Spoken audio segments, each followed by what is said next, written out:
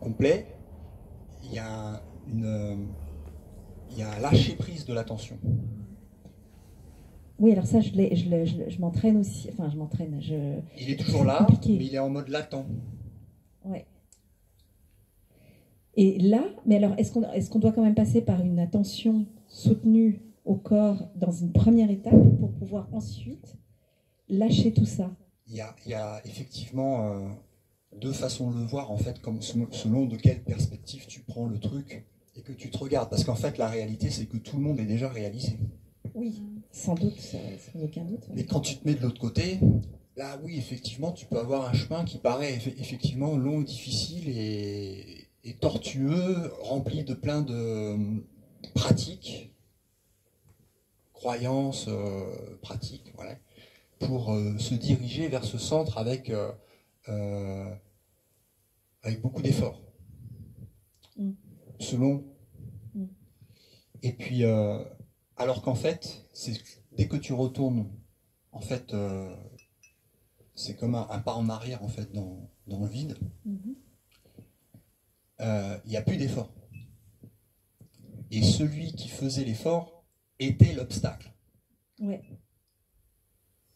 Ok. C'est pour ça à la réalisation de ce qui est sans effort, puisque être est sans effort. Ouais, ouais. En fait, c'est ça, c'est tout l'effort qu'on y met, c'est toute l'attention qu'on y met. C'est l'attention qui est apportée au personnage et à sa vie, à son histoire et à son machin. Ça crée c'est justement la perte d'énergie qui génère beaucoup d'efforts. Ouais. Ok, d'accord, merci, ça va clair. Donc effectivement, il y a ce effort, pas d'effort, effort, pas d'effort. Il y a autre chose aussi qui m'énerve, le jeu, qui énerve le jeu que je suis, qui s'identifie, c'est que je ne ressens rien, je ne ressens pas les chakras, je ne ressens pas les énergies. C'est pas une obligation. Merci. Parce que franchement, ça m'agace. Et je sens bien qu'il y a des choses que voilà, des espèces de trucs, je sais pas comment. Et en même temps, quand j'entends tout le monde dire, oh, mais je ressens plein de trucs. Alors oui, certaines choses, éventuellement, l'énergie d'un lieu, des choses comme ça, mais je me dis, bah, oh là là, je ne dois pas être vraiment avancée. Non, c'est pas une obligation, c'est des chemins différents. D'accord. Il y en a chez qui ça se ressent plus que d'autres. Mais de toute façon, que tu sentes tes chakras ou pas ne changera pas que tu es déjà accompli parfaitement et complète. Merci, ouais. Okay. C'est juste en fait des surimpositions de programmes, de mémoires, de concepts qui sont enfouis dans vraiment un niveau subconscient, on va appeler ça, pour dire caché en fait, et qui partent d'un postulat de départ qui est fou, sur lequel s'accrochent en fait tous les programmes. Et c'est comme des couches d'oignons en fait qui sont enlevées.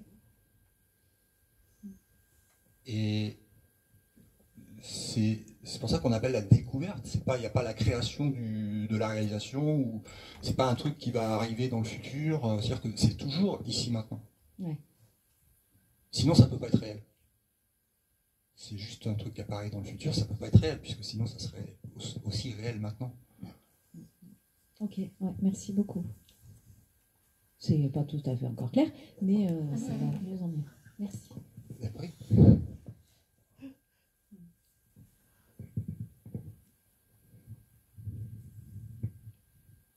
En fait, on peut se poser la question, c'est qu'est-ce qui reste quand il reste plus rien? Ça, j'aime bien cette question-là. Ça a été aussi, je ne sais pas si vous regardez d'autres accents sur Internet, c'est vraiment intéressant aussi de voir les parcours de chacun. Leur histoire est absolument incroyable, chacun, et puis unique en même temps. Donc j'adore regarder les différents parcours de réveil. Mais l'histoire que j'avais entendue chez Gérald et Pierre, que j'adore, et cette question, elle est vraiment importante. C'est qu'est-ce qui reste quand il reste rien?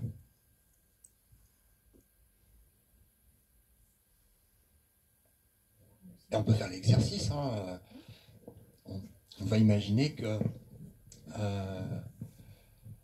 y a un Bouddha qui est en haut de la montagne au Tibet et qu'on a la chance de se retrouver dans la région. Alors on va aller consulter, forcément, aller voir Bouddha. Tu vois.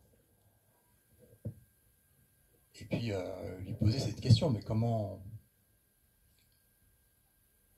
comment j'atteins la réalisation ou d'autres questions, mais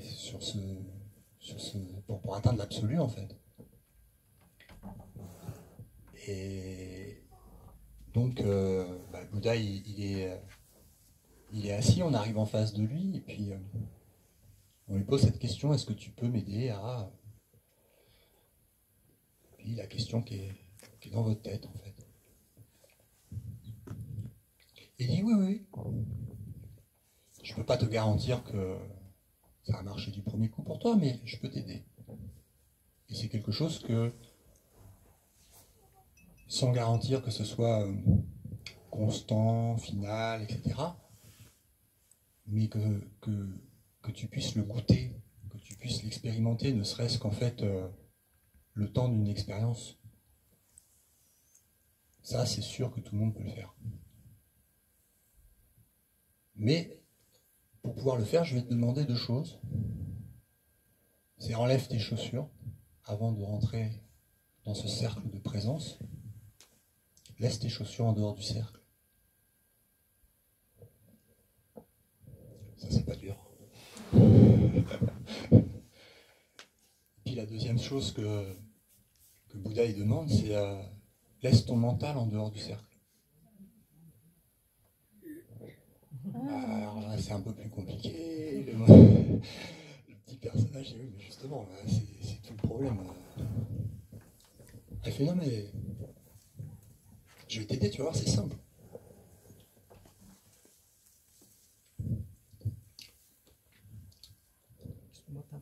Il y a un véhicule qui gêne dehors, un Nissan 03. Désolé.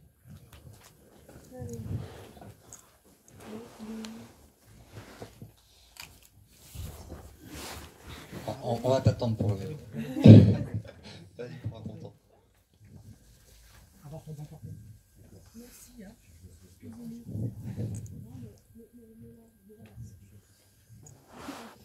Ça me dérange pas qu'on est calme.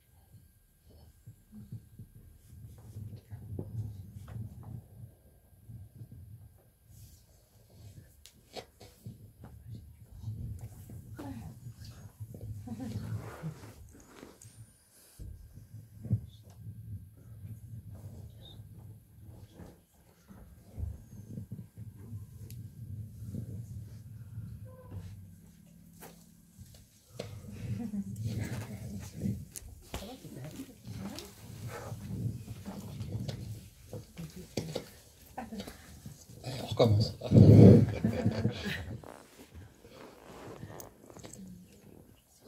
Donc là vraiment je vous invite vraiment c'est à faire l'exercice en conscience, non pas juste de l'intellectualiser mais d'aller vraiment au fond pour le faire. Donc on arrive au temple. On laisse les chaussures à l'extérieur.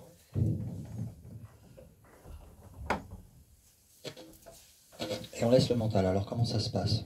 Bah déjà, on attrape tout le passé et on le met dans une boîte à l'extérieur. On attrape le futur.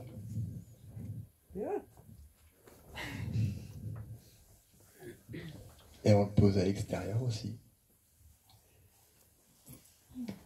Donc ça veut dire qu'on ne va pas utiliser certaines capacités naturelles. On ne va pas utiliser la visualisation, tout ce qui est projection, imagination. On ne va rien utiliser de tout ça. C'est des outils qu'on laisse dans la boîte, dehors.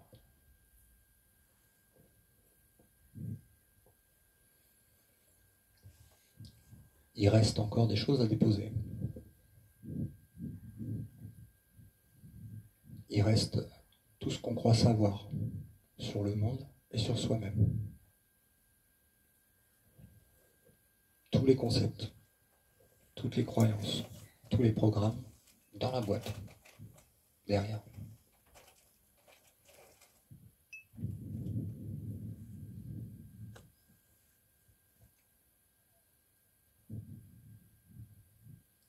Pas de passé, pas de futur, pas de savoir, pas de croyance, pas de concept, pas d'attention sur quoi que ce soit, pas de visualisation, pas de projection. Rien. Qu'est-ce qui reste quand il reste rien?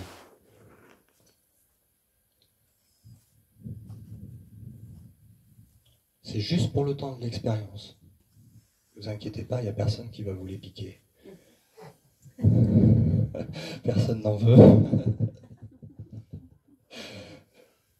Tout est dehors, et là, on est prêt à entrer dans le cercle.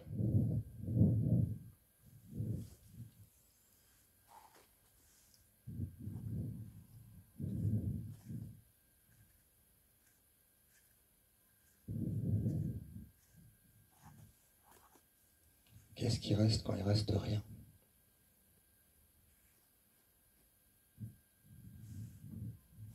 C'est une vraie question, hein.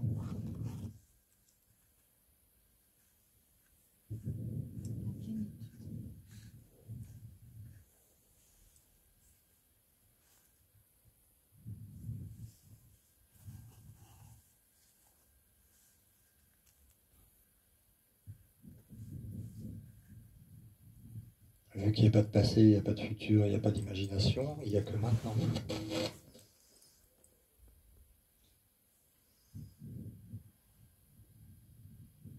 Ici, maintenant.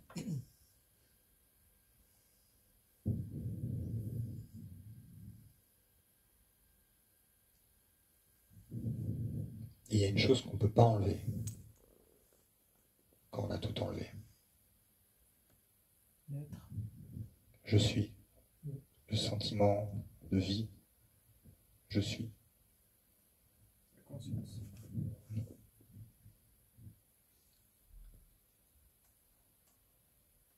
C'est comme si on enlève tous les objets de l'espace ici. Qu'est-ce qui reste? Espace.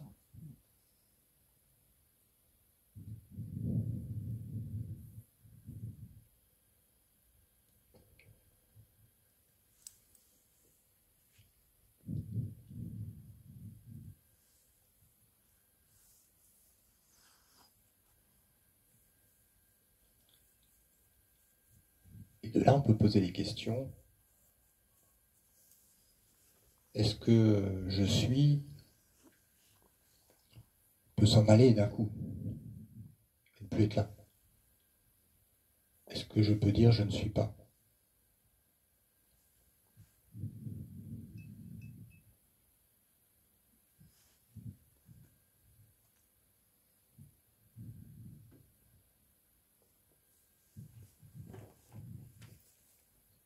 Alors normalement c'est interactif, il faut répondre. On était partis. Non, à partir du moment où tu es, c'est que je suis, c'est tout. Ok. Donc je suis ne peut pas disparaître. Okay. Non. Il est éternel. Ok. Est-ce que je suis, il a un haut et un bas? Non. Est-ce que c'est un homme ou une femme? Non, c'est une femme.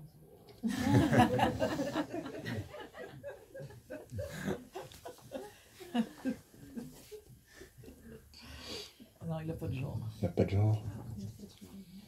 Est-ce qu'il peut peut tomber malade. Non.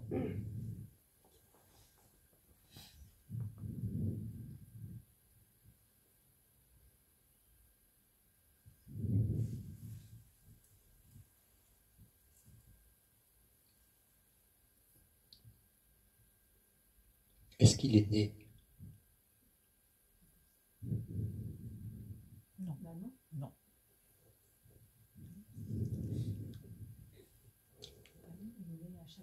Bon, bah merci, au revoir.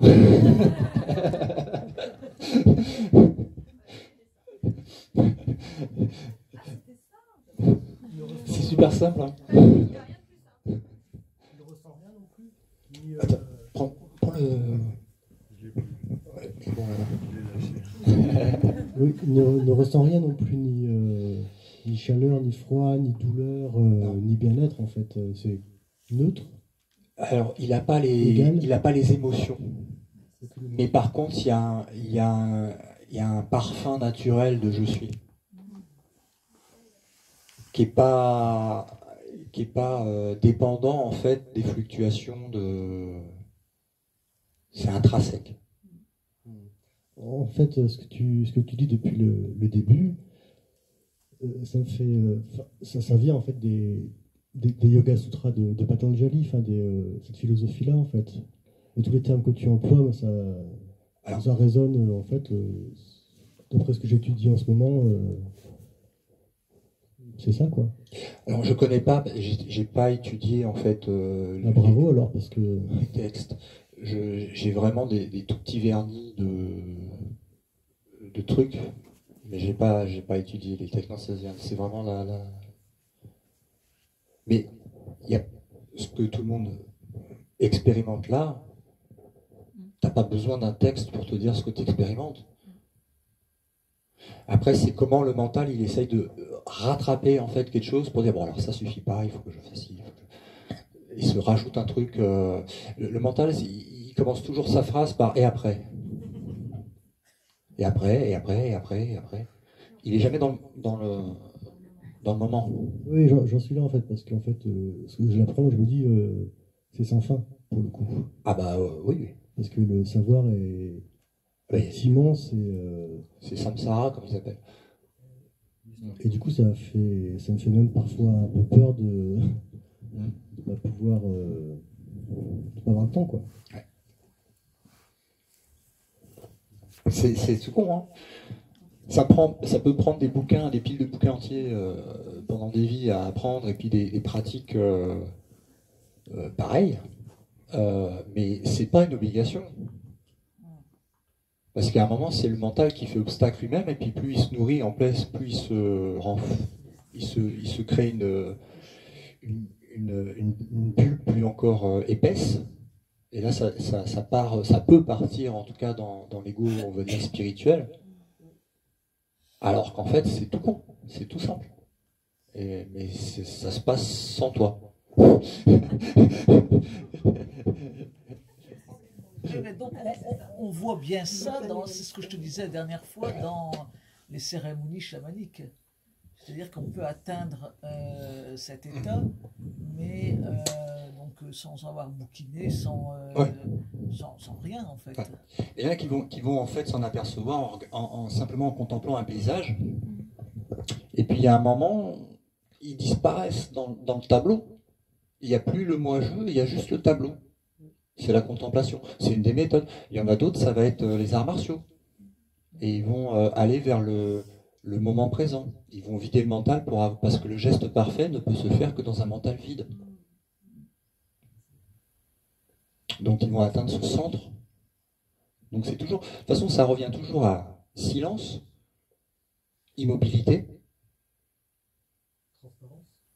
transparence aussi, oui. Et silence, immobilité, transparence. Maintenant. Ici, maintenant. Donc en fait, c'est le tout. Un mental apaisé. Mais on l'est déjà tous, hein, ça c'est la bonne nouvelle. On est tous réalisés. Peut-être. Ouais. Après, il y a des couches qui se mettent dessus et qui font croire que, bah non, il y a un autre personnage qui a besoin de ceci, cela. Toutes ces couches, il faut les enlever. Ouais. Enfin, il faut les enlever, on n'est pas obligé en fait, on fait ce qu'on veut, mais Ouais. si on est là, c'est qu'on en a peut-être envie ou qu'on ressent quelque chose. Ouais. C'est ça. C'est subtil. Il y a un passage, il y a une bascule à un moment qui se fait. On le sent quand on médite régulièrement. D'un côté, tu as le méditateur, alors lui, il cherche à bien s'aligner, les machins, les chakras, tout ça. Et puis après, arrivé, on va dire, au bord du trou noir, on va dire, et puis il reste toujours quelque chose, quoi. Et là, ça après, c'est... Alors, dans la religion, c'est intéressant aussi de comparer les différentes sources, parce qu'ils mènent toutes au même point, hein. Même si certaines ont été plus malmenées que d'autres, en fait, dans leur histoire, on va dire. Quand le parcours, en fait, de la dévotion spirituelle, de l'abandon à Dieu, marche aussi très très bien. Donc, tu as les arts martiaux, tu as les religions, l'abandon à Dieu. Tu pars de la dualité, le créateur et la créature, tu t'approches du créateur, tu rentres comme dans une dévotion qui est dans un feu de l'esprit qui te dissout, quoi. Chez les Indiens, ils appellent aussi des dieux, des déesses comme Kali, pour venir en fait directement les brûler. Et la prière, c'est viens et brûle tout ce qui n'est pas vérité en moi. Et donc, ça passe par le feu, quoi. Et ce qui reste, qui ne peut pas brûler, en fait, c'est la vérité, c'est la réalité, c'est l'immuable. Il y a aussi, tu sais, comme dans la prophétie des Andes, où tu es devant un danger imminent, où il y a... Ouais. Il y a la danse, les arts, ceux qui tournent en Dervish-Tourner, parce que tout ça aussi, c'est le même exercice. Le Dervish-Tourner, c'est mouvement, immobilité. Mouvement, immobilité. Qu'est-ce qui tourne? Qu'est-ce qui voit la chose tourner? C'est un peu l'exercice qu'on a fait avec l'espace, sauf qu'ils le font avec le corps. Mais c'est pareil. Parce qu'il y a un moment, je tourne, hop, je suis le centre et je vois le corps qui tourne. Je ne tourne pas, je n'ai jamais bougé. Et ça se passe aussi en voiture, beaucoup. Tu prends la voiture, je conduis. Voilà, c'est moi qui conduis, c'est moi qui avance. Et puis tout à coup, paf, la scène se déroule comme ça et il n'y a plus de pilote. Ça tourne, ça tourne, ça tourne, ça conduit. Mais il n'y a pas moi, c'est automatique. Donc il y a plein de voies, il y a la méditation, il y a le chamanisme, les plantes qui peuvent ouvrir une porte et hop, tu vois en fait une autre portion en fait de la réalité. Et là, ça aide en fait à dire ok, donc j'ai expérimenté ça, qui m'apporte en fait un démenti en fait de mes croyances les plus profondes sur la réalité. Donc en fait, ça crée une ouverture dans le sens je ne sais rien, vraiment je ne sais rien. Et de là, le verre se vide et ça peut bénéficier aussi à l'ouverture.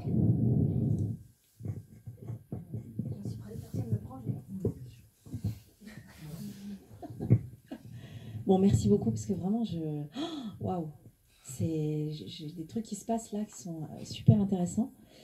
Qu'est-ce que je voulais dire? Ah oui, si. Tu disais, il y a un goût de je suis. Et puis Céline, ouais, là, à côté de moi, que j'ai la chance d'écouter régulièrement, qui pareil, elle me fait des trucs là comme ça. De temps en temps, ah ouais. Puis après, le problème, c'est que mon mental s'en saisit, ouais, mais après ça part. Ouais. Et après ça part, j'oublie parce que je suis pas dans l'expérience. Ouais. Mais la question que je voulais, elle me dit, oui, c'est la joie, c'est la paix, ou je sais pas quoi, c'est l'amour. Qu'est-ce que t'as dit La joie et la paix. voilà, la joie, la paix. Ouais, ça c'est le parfum de l'être. Donc c'est vrai que ça, c'est des moments on en a tous fait l'expérience à un moment donné quand on est Forcément. dans un moment de plénitude. Donc Ouais. ce serait ça en fait. Ce serait ça. Ouais. Eh ben c'est cool. Et il y a quelqu'un qui revient à l'intérieur du tableau Voilà. et qui Ok. chope le truc. D'accord. Et qui dit ah c'est sympa ça. Voilà. Et là c'est trop tard. Et ouais, c'est parti. Ok. Et derrière, il y a cette attention qui s'est faite en automatique et qui n'a pas été vue en fait. C'est pour ça que c'est super intéressant de regarder le mécanisme entre le passage au niveau de l'attention. Parce que c'est un outil invisible. Alors moi, je le rends visible par la visualisation d'une pieuvre, d'un bras de pieuvre transparent qui sort du vide et qui saisit un truc et qui, hop, oh tiens, allez, on va rêver de ça. Allez. Et en fait, tu vois le mécanisme, au début, il est automatique. C'est comme un petit chiot avec une baballe. Tu sais, tu jettes une balle là, il court là, tu jettes une balle là-bas, il court là-bas. Il calcule rien, mais il est perdu dans les. En fait, ses réactions vont dépendre des stimuli extérieurs. Et après, tu as cette vision en fait qui se décale, et tu vois en fait l'attention. Tu dis, ah oui, effectivement, là, je saute de là à là, toc, je commence à voir en fait le mécanisme derrière, je vois les pensées, je vois les émotions, je vois les trucs extérieurs, mais celui qui voit est stable, il est centré, et derrière c'est son émotion qui va faire qu'il change de monde, il passe dans les objets, ou alors il revient dans l'être. Waouh. J'ai encore plein de questions, mais je veux pas trop. Juste une. Quand on s'éloigne, effectivement, qu'on élargit son attention et qu'on saisit moins les objets, est-ce qu'il n'y a pas un risque, si on s'éloigne trop, d'être en dissociation? Tu vois, comme on dit en psychologie? Dans le monde relatif tel qu'on le vit dans Terre 2019, effectivement, c'est ce qu'on disait au début, si tu vas voir ton médecin et que Voilà. il va te faire interner. C'est ça, d'accord. Okay. Dépersonnalisation, qu'ils appellent ça, non Dissociation, Ouais. dépersonnalisation, c'est un peu la même chose. Mais tout est parfait de toute façon. Hein. Donc il n'y a rien qui peut arriver de. Tout est expérience et toute expérience est bonne. Et ce qui doit se passer va se passer, ce qui ne doit pas se passer va pas se passer. Donc à partir de là, c'est tranquille. Hein. Donc il ne faut pas en avoir peur en fait. Non. Et ça ne veut pas dire non plus imposer à ceux qui. Ça ne veut pas dire non plus imposer à ceux qui ne demandent rien de forcer en fait le rêveur est respecté dans son rêve parce que le rêveur a le libre arbitre. Mais l'être, c'est au-delà du libre arbitre. Parce qu'en fait, il n'y a plus de volonté personnelle. Elle a été abandonnée. Donc c'est comme un masque. Hop. Donc il y a plein de gens qui sont réveillés, qui le gardent, le masque. C'est un peu tu sais, quand tu vois la statue de Shiva avec le serpent qui est sur l'épaule, c'est ça le masque. Le serpent, c'est l'ego, et il le porte en fait sur l'épaule comme un trophée. Donc c'est un outil, et tu peux le prendre, pouf, interagir, aller discuter avec le mental, parce que la conscience s'expérimente aussi dans la dualité, donc c'est une chose qui est totalement acceptée. Mais ça demande à descendre en fait dans des fréquences où le mental va être utilisé pour interagir. Après tu peux mettre le masque plus ou moins, tu vois, et puis tu peux l'enlever. Et puis, par contre, tu le sens dans le corps physique, c'est-à-dire que quand tu gardes le masque, tu sens un truc qui est un peu fermé, même si c'est plus ou moins ouvert au niveau, on va dire, tu rayonnes, etc. Mais c'est quand même un peu. Puis quand tu l'enlèves, après, ça rayonne, c'est de l'extérieur, il n'y a plus de toi, il n'y a plus de. Donc tu vois le truc. C'est spontané. Ouais. C'est vrai. Dans le couple, c'est-à-dire chacun a son masque. Ah bah oui, c'est le jeu. Dans le couple. Dans le couple, chacun a son masque. Ben, c'est des expériences. Hein. Moi, j'aimerais trouver justement où Le couple dit la personne, elle a pas de masque, quoi. Elle joue Exactement. carte sur table, c'est pas. Alors que à l'heure aujourd'hui, 2019, pour trouver une meuf. Bah, les meufs, elles gèrent pareil avec les gars, hein, je veux dire. Oui, non, mais moi, du coup. Moi, c'est la même chose. Voilà, pour être sincère et tout, c'est la bérésina parce que. Ah, c'est compliqué.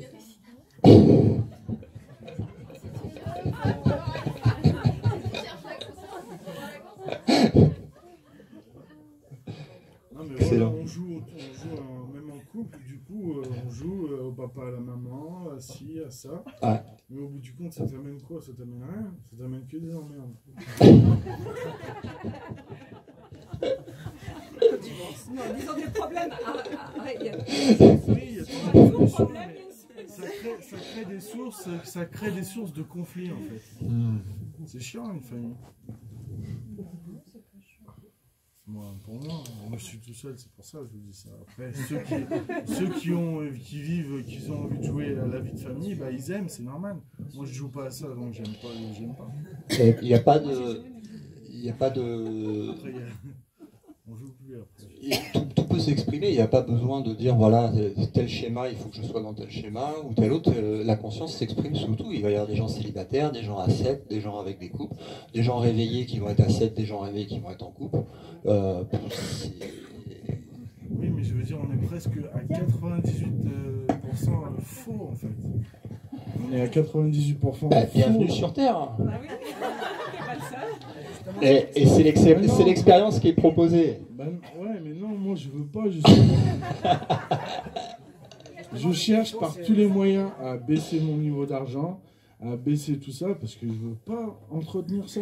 Moi je veux un monde où tout le monde s'aime. Voilà, le bisounours quoi. Et j'espère que en faisant le travail que je fais en ce moment sur moi-même, à l'intérieur et tout, et ben que j'ascensionnerai dans une super dimension où là ce sera un monde, mais la verdure, Avatar quoi. Mais pour répondre, il y a des oasis qui s'implantent de plus en plus en France et ça rejoint tout ça.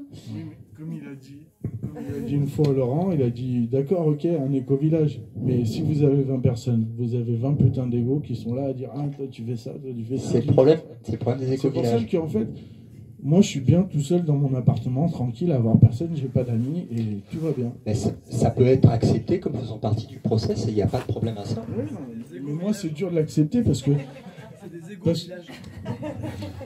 moi c'est dur à accepter parce que tous les gens ils ont envie de sortir le vendredi, le samedi, aller jouer à la draguerie, aller jouer à ça, et moi ça me gonfle. Si je veux jouer à un jeu vidéo, c'est mieux. Au moins tu fais de mal à personne, t'es dans ton jeu vidéo quoi. Tu joues pas avec les sentiments d'une personne ou quoi que ce soit, ou tu la trompes pas quoi. Et je trouve dans ce monde-là où je suis venu arriver, que je vis, beaucoup de gens se regardent les yeux en face et se trompent avec la parole. Il y a plus, ils violent même la pensée. Et il y a quelqu'un qui est au milieu de ce scénario en fait. Parce que si tu jouais, comme tu prends l'exemple du jeu vidéo qui était très, très intéressant. Si tu joues à un jeu vidéo, disons les Sims, et puis... De toute façon, c'est nous qu'on l'a créé, c'est une simulation qu'on a créée de notre vie. Et donc tu vois en fait des choses qui se passent à l'intérieur, mais tu n'as pas ce sentiment en fait de hop, je suis ce Sims-là qui a interagi avec ce Sims-là. Je suis tous les Sims. Puisque moi, quand je vais voir quelqu'un, des fois, quand je lui parle, je dis, mais en fait, c'est comme si c'était moi. Comme quand on s'est eu 45 minutes au téléphone, qu'on parlait, que tu as laissé des blancs, je me répondais tout seul, en fait, je me parlais à moi-même, en fait. Ben oui. C'est con, en fait, dans les jeux vidéo, on appelle ça des PNJ.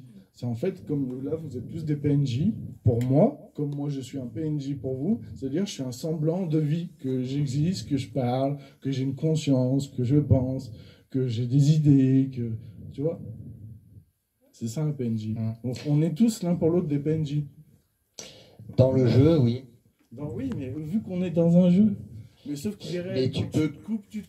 Le réveil, c'est sortir en fait de l'identification au personnage du jeu pour repasser sur le substrat qui est derrière et qui crée le jeu.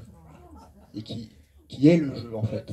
Oui, comme quand des fois il y a des synchronicités et que elles sont pour toi, quoi. C'est comme du fait que tu viennes là, juste à côté de chez moi, et voilà. C'est quoi? Toujours ce qui se passe quand j'écoute les gens.